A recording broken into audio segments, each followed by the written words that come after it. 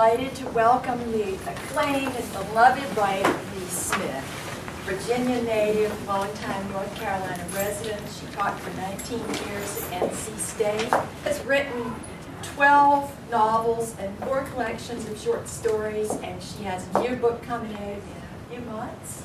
And many of you have read, these are just some of her books. I've got more of them at home.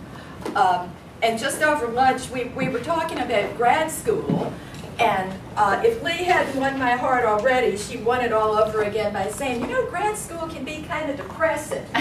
So she understands, you know, that it can be kind of a trial. But today is one of the marvels of grad school. This is why you come to grad school. This is why you all who are in an MFA program are here. This is why you come to a university, is to get to spend time with, I can't say people like this because there's only one Leigh Smith. Please help me, Cary. I don't know, after this introduction, maybe I should just go home and hang it up. But anyway, thank you. Thank you for having me. And I am really glad to be here. Should I read a little bit first? Whatever should I just do whatever? You probably have questions. Let's just start with some questions, and if we feel like reading a little bit, we might do that. Just ask me questions, anything. As I said, I did sort of not have the benefit of an MA or MFA program, which I think is invaluable. I would certainly have done that had we had such things.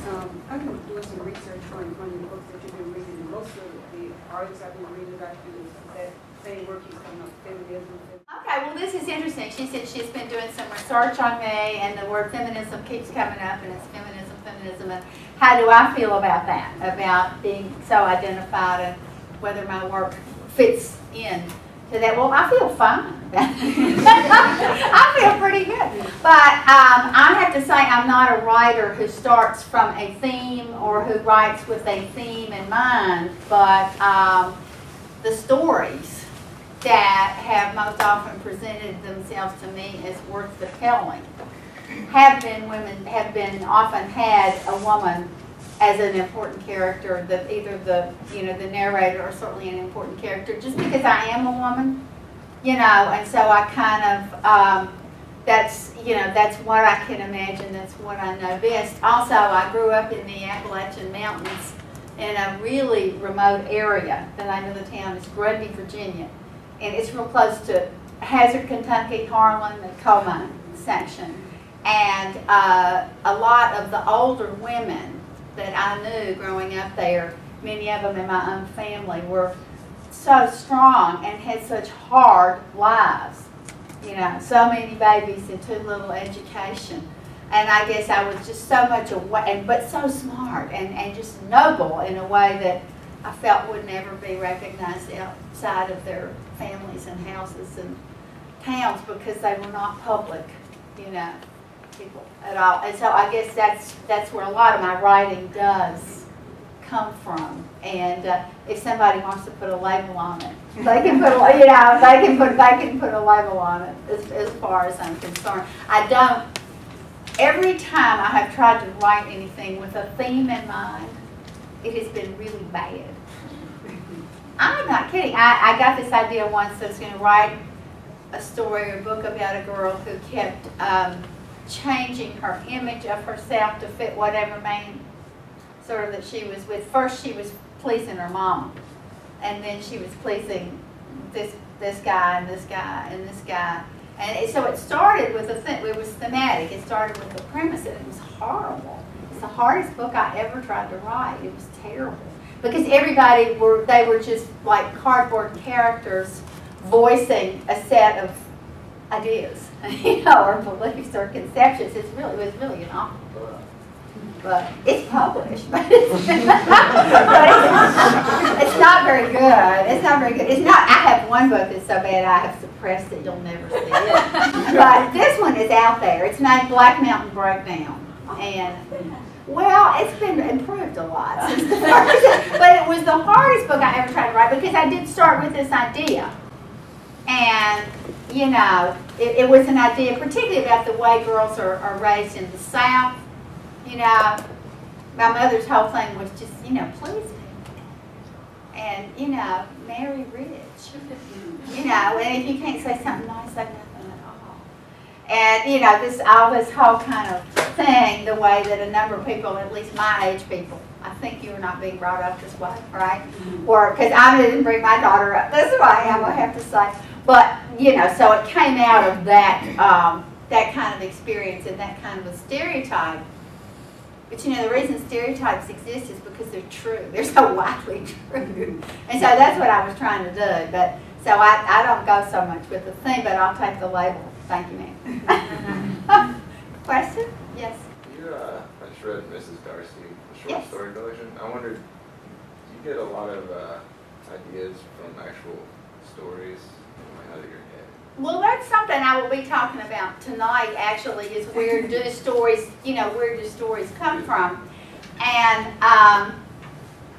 it is my feeling that I have got, that when I started, I really did want to honor these various people that I had, family members and people that I had grown up. So I did really build on their stories and got a whole lot of stories. You know, I remember interviewing my Aunt Kate forever because she had turned, I remember when she turned 80, I thought, I've got to start taping Aunt Kate. So I was taping her for particularly the novels Oral History and Fair and Tender Ladies, and, you know, and she had, she was amazing, and I was taping her quite a lot, and I thought I've got to hurry because she's so old. And then she lived to be 107. So there wasn't a rush, you know, as much as I thought. So I was very lucky to have a rich treasure trove, really, of actual stories involving real people. And then, you know, you get some from your own life. And I'm sure each one of you is sitting out here is a writer. And I'm sure that comes because you have a story, a story or two that you really want to tell, right?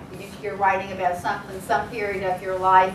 Well, it's often your family of origin, you know, something out of your own family or something that has touched you or moved you deeply, an experience that you've had or known about or seen or something that happened in your town that has made you want to write. I mean, I think our earliest, when we start to write, so often our work does come out of the drama and trauma of our lives. But it has been said that all literature proceeds from a wound. I don't know whether that's true or not, but I do know that we so often do write. I mean, you know, we haven't had perfect childhoods. You're not in this room if you've had a perfect childhood. You know, because where there's no conflict, there's no story. You know what I'm saying? I mean, conflict and feelings of being a little different, maybe estrangement of being. I always thought that I was sure that I was adopted because nobody in my family. You know, I just thought, who are these people? I couldn't be actually from this family, but you know, whether we feel a little bit. To be a writer, you have to be a little bit outside of what's going on, or you don't see it. You don't see it as a story. If you're too much in the middle of it, you're not seeing the story. You know what I mean? And so therefore, if you're completely happy and you know you're a whole part of it, you're not quite seeing it. A writer is always a little bit of an exile. I mean, a very active writing exiles us somewhat from whatever we're writing about. And there's the irony, because we're so often very interested. I mean, as Cary and I both are, say, in place and in community. But the very act of writing about it exiles us, ironically, from what we are doing. But it also gives you a certain power, you know, which maybe you need. If you, yeah, I don't know. It's a complex kind of a trade-off. Yes? Do you feel like that exile, where it makes it difficult to write in first person in a story? Do you feel like that is that something with the bridge in order to have a really involved first person point of view in a story? I don't think it matters. I think the act of writing itself about anything is exiling you a little bit, because you have to be outside of whatever you're writing about in order to see it. I mean, I think that's one reason why there have been so many fine writers who literally are exiles. I mean, that's why, you know, people go to Paris to write about Mississippi, you know, or wherever it is. We often find that we can do that, and I have. I mean, I don't live in the mountains I've so often written about now. And I wish I did all the time, but I don't. I mean, I can't really explain that. For one thing, I would have to account for my politics to my relatives. You know, I guess there's that. But I don't know. I find that a little bit of distance, and that's, again, you see that term used a lot in talking about writing, that you need to establish some distance from your material. And I guess that's what I'm, you know, that's another thing we could call this kind of exile, I think. What else?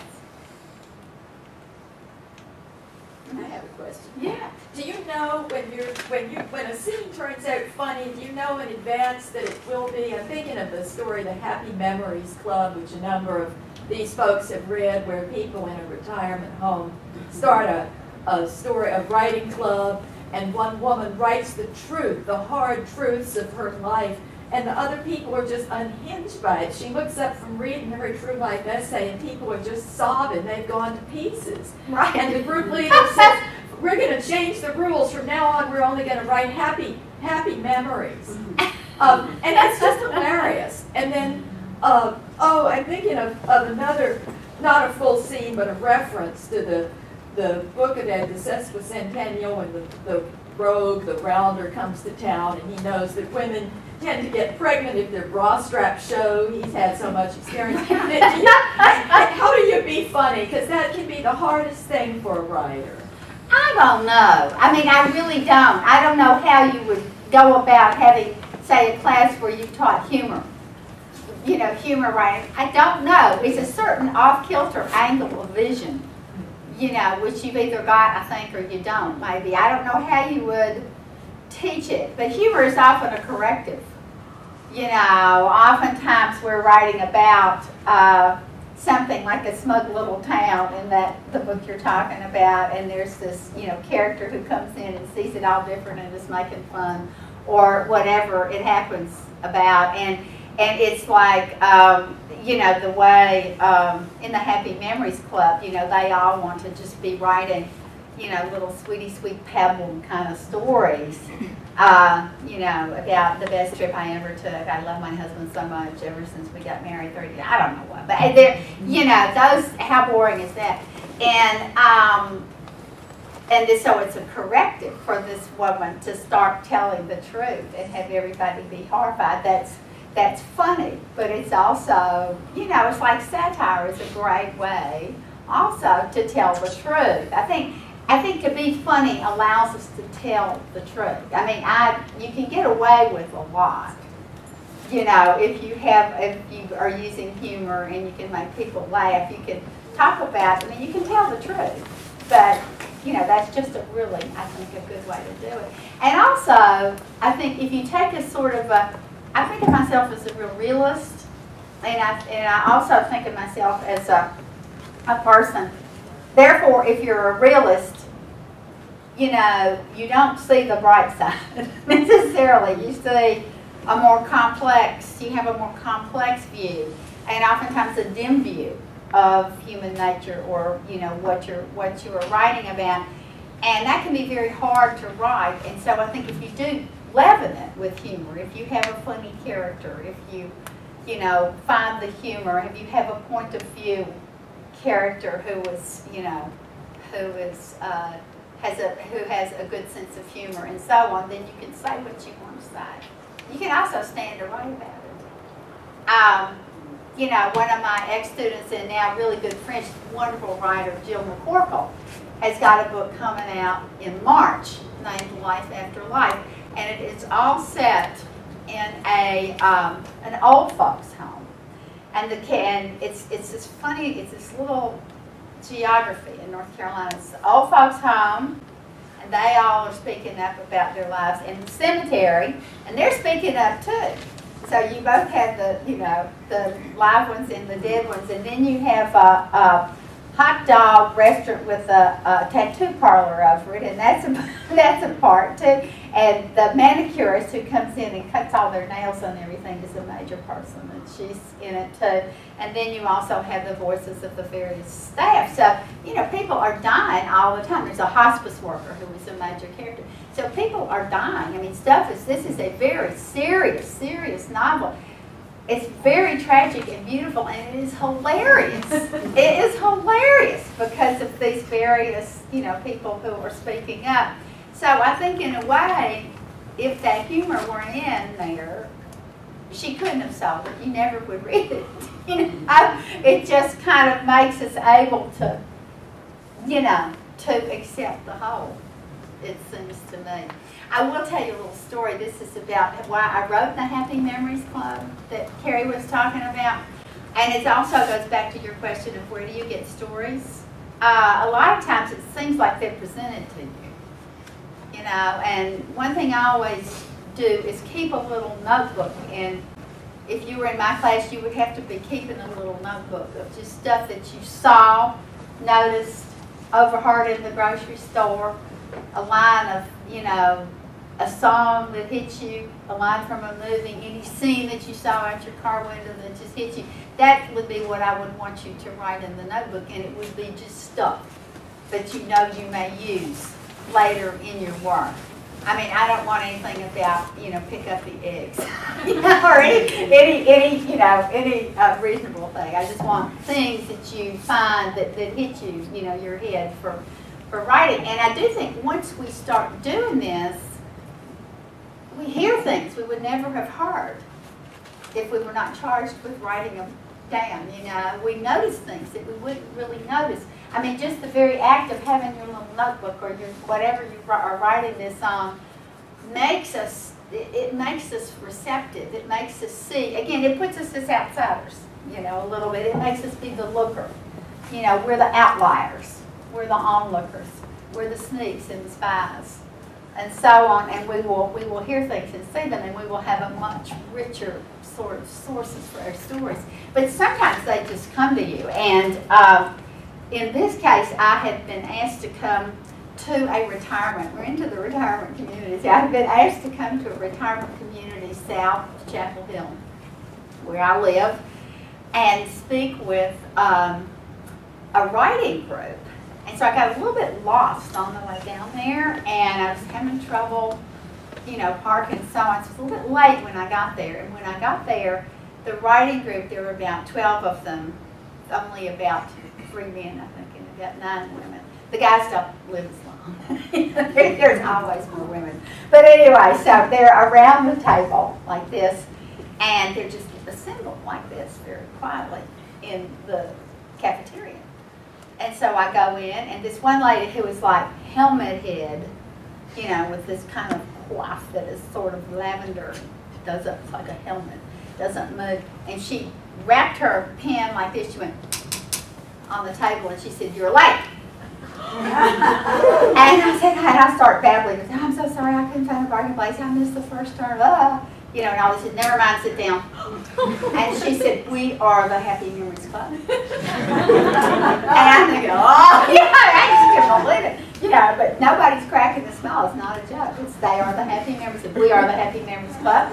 We have prepared a reading. We're only allotted an hour here today, and so we have prepared a reading. Each of us will read only whatever it was. She said, "We will begin, you know, right there with you, Wilma, and we will proceed counterclockwise. Do not exceed your time. I will be timing you.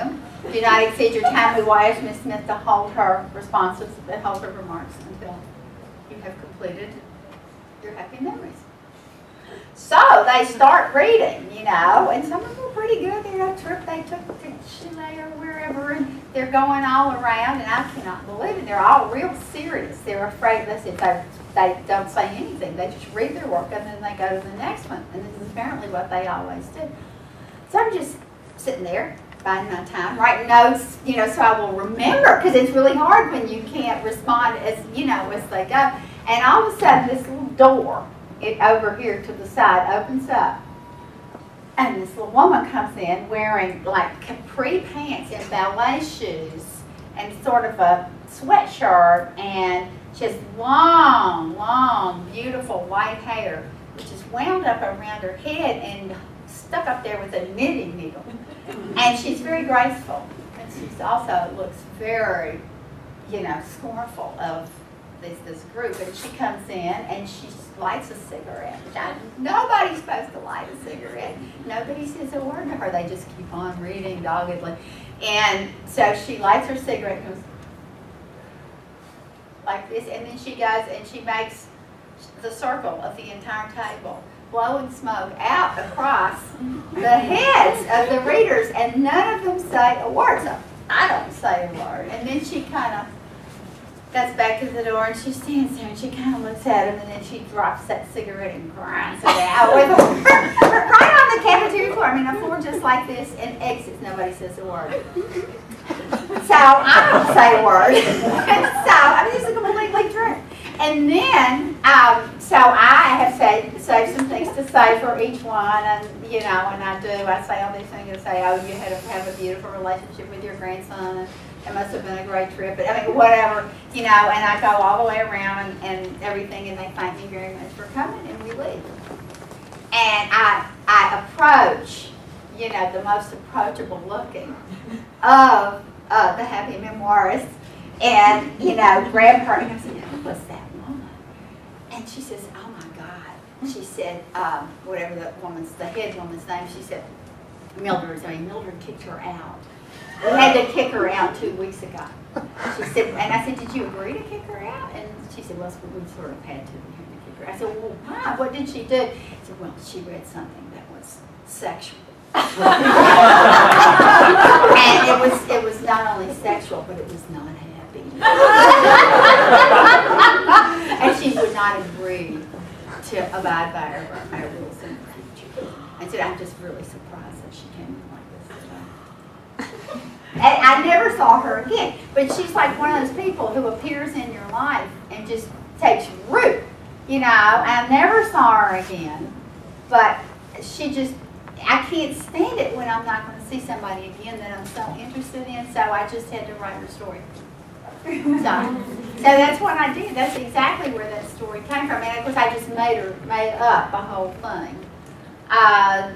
Appropriating, you know, you get things from everywhere. Writers are always magpies. Appropriating the fact that my mother and her sister were so close, and they did run a boarding house on Chincoteague Island when their mother got too depressed to run it. And so, you know, that boarding house and the people that came and stayed there and so on, I mean, that was picturesque, you know, on Chincoteague Island, Virginia. And so that came in.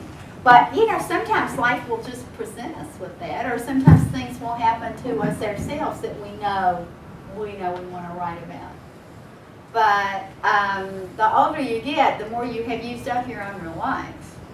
And so you do need to start keeping that notebook and start noticing. And I found now oftentimes that history presents, you know, situations and stories that I want to write about. And I know Cary has written so beautifully about, you know, earlier centuries, earlier life in Virginia.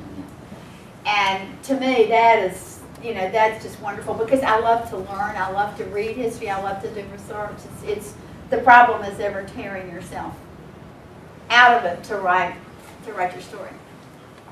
But so that's another place to find stories, and it's just there for all of us all the time. I think. What else? Questions? Do you read a lot? Do I read a lot all the time? All the time. I think if I could make my living by reading, I would just read. I don't know that I would have ever started writing. I'd just go in a little room and read every day. That would sort of be it. Yes, I really do, and I'm always reading fiction and nonfiction, both somehow. And I will do anything. Even if I have a really busy day, I'll stay up really late just to get a certain quota in somehow. It settles my mind. I don't know. Obviously, I'm insane. There's some sort of fix that I need, and why I need it, I'm not so badly. I'm not quite sure. But I have always been a big reader. Who are some of your favorite authors? Some of my favorite authors. Geez, it depends on when you ask me. I think like most writers, I do have certain books that I go back to, sort of like talismans that I seem to have to read every year or so, and one writer would be Virginia Woolf, and I think I have to read To the Lighthouse, and I have to read Faulkner. I have to read your book, Absalom. And there are just certain books, certain writers that I have to go back to. Right now, I'm in love with Alice Munro, the Canadian short story writer. I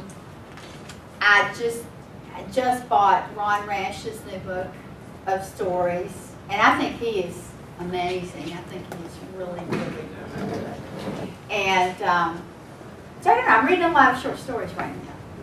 And I love the book Olive Kitteridge, Elizabeth Strout. I think it's a wonderful book. And this very unlikely main character, the kind of embittered, retired 72-year-old school teacher from Maine who is just this close to being a bitch, and just sort of but she's so human and wonderful in how she threads her way through these stories. I really like related stories. I think that's a form that I find really satisfying to read, and where the reader gets to make certain connections and correlations between. And for us, the writers, that is a very nice kind of form to think about doing, because it's not quite as hard as a novel. But you still, I know you have those characters you can't quite let go of, and so you can use them. You can, see what you can see what to do with them. I really like that form. And I like the novella length. Again, a difficult length to sell. Other questions? I was going to ask you about your ear for dialogue. I just read oral history in my other class, and I was really interested in the way that the language of the particular culture comes from. Well, I don't know. Again, as I said, I was not in graduate school, but I was working for newspapers as a girl. I mean, I'm from, between semesters, and then, when I was a young woman, I was always working for newspapers, and I was always interviewing people, and it's an incredible entree into character to show up when they're in a huge emergency. I mean, and they're unguarded, they'll say anything, and but it's always in a human voice. I mean, it's always first person. You're always interviewing them, and it's always first person. And I just began to really listen to that, and so I think that that comes to me. And also, I did grow up in a family where nobody read books, but they were real storytellers, and so my sense of a story is oral too. It's listening and so on. But I do think, like a lot of things about writing, that we can train ourselves to listen.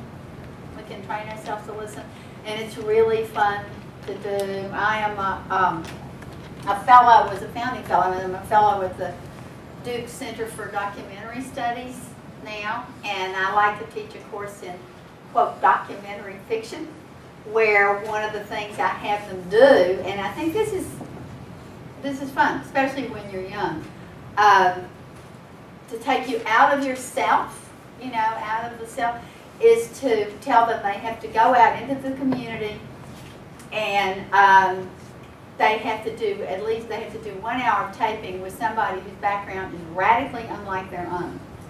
And some of them don't know anybody whose background is radically unlike their own, in which case I'm really glad to do blind dates. I can hook them up. So, so they do that, and then they're going to write something out of that experience. But they bring in so we can hear the voice, and play a little bit of it. And then they come up with all kinds of different things. But that's a wonderful kind of thing to do, is to just listen to, that voice and see what that brings. And it brings some of the most amazing, has brought some of the most amazing stories and writing, I think. One of the guys in that class went down and was interviewing children of migrant workers who were just sort of stuck into this shelter during the day while the parents were all out working. And we were all so moved that we all went down here, and then they all stayed for the summer and started this student action for farmers. Is that right? Yeah. Oh my gosh. What in the world? Anyway, you know, and so it can lead to all kinds of things, but once we really start listening to other people outside of ourselves, and also history too. You know, I will send them out to investigate some part of history that they, you know, and then I will have them write as if they were just a small participant there, and you know, who they had something to do with it. You know, like Nick Carraway in The Great Gatsby, you know, or something, who's there but not the main part of the thing. One girl wrote that she was Sylvia Plath's landlady. But you know, it just, but I mean, just the idea of getting outside of yourself, you know, listening to the voices, and I a lot of times have people do taping of various kinds, because I think there's nothing like it. And how do you? And then what are the tricks? Because you know, if you write down something you've taped verbatim, it's incredibly boring because we all repeat ourselves so much. And if you're doing dialect, whether it's Appalachian, African American, Hispanic, or whatever, how do you do that? You know, how much phonetic misspelling do you use without having people sound like Dog Patch? You know, or like they're all out of Deliverance, for instance, with the Appalachian, you know, area that I'm from, or Amos and Andy if it's African American or whatever. So how do we do that? I mean, I think, to me, writing is all about hearing. It's all about the ear, and it's in the music, the rhythm, the music, the choice of words. You know, but it's all got a rhythm. It's all got a rhythm to me. And I find that really, really interesting. I was just curious about how disciplined a writer you think you are as far as what your rituals are, if you don't mind talking about that. I don't mind talking about it. And actually, I have always been so interested in writing that my problem has always been finding the time.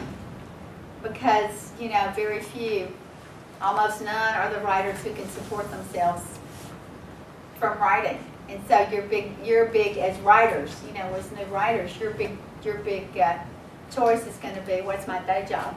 You know, what's my day job going to be? How am I going to live so that I can find time to support my habit here? You know, and then hopefully you will publish, and you will, you know, you will go, you know, you will make some money from that. You will certainly maybe be able to have jobs that derive from that, like teaching, or, you know, like related jobs of various kinds. But that's the problem. So I don't really have to worry about disciplining myself. It's just kind of finding the kind of block of time that you need for a novel, for a first draft of a novel. Later, I think you can sit down and revise sentences and things, but there's some kinds of writing that I find I need, you know, some real blocks of time, and, you know, how am I going to do with my children? Okay, you know, how am I going to get it? And so on. And at different times in your life, it's hard to find the time for different reasons. Maybe because you have a big all-consuming job, or maybe, you know, you've got a couple of babies or whatever. Later, you don't have the energy that you had. You can't get up at 5, you know, like you used to when you were young. And so I find that to be a hard thing. Let me say one other thing real quickly that has been maybe the most helpful advice I ever got, though, about not so much disciplining yourself, but making yourself able to sit down and write every day. And that is to spend a lot of time doing what I would call, for lack of a better word, pre-writing. That is a whole lot of time figuring out what you're going to be doing next. You know, whether it's thinking through a whole story, figuring out what the next chapter in the book you're working on is going to be, having thought through that book quite a lot ahead of time. I mean, it's making yourself able to use the time you get when you can sit down to do it, I think. And so I tend to do a whole lot of writing about, like for a short story, I'm still writing longhand, okay, not a computer. So I will write pages and pages on legal pads of imagining the characters' lives, everything that's happened to them before they come to the moment of the story.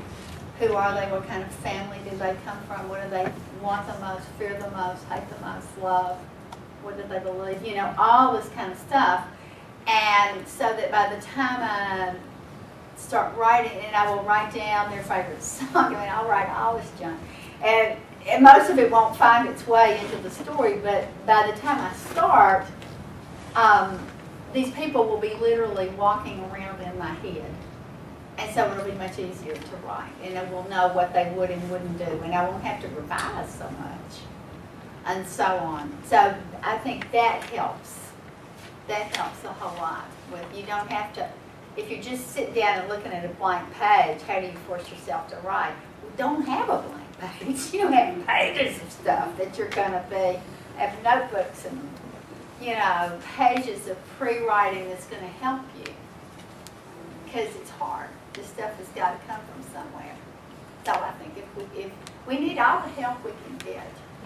My friend, my roommate actually in college was Annie Dillard, the writer. And I remember her telling, I was sitting in on a class that she was teaching not all that long ago, and she was telling somebody, she said, well, the best advice I can give you is, think about if you were going to make a dress, you've got to buy your yard goods.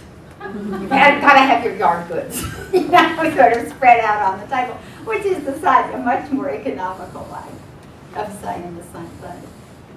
But anyway, thank you. Thank you. Yeah.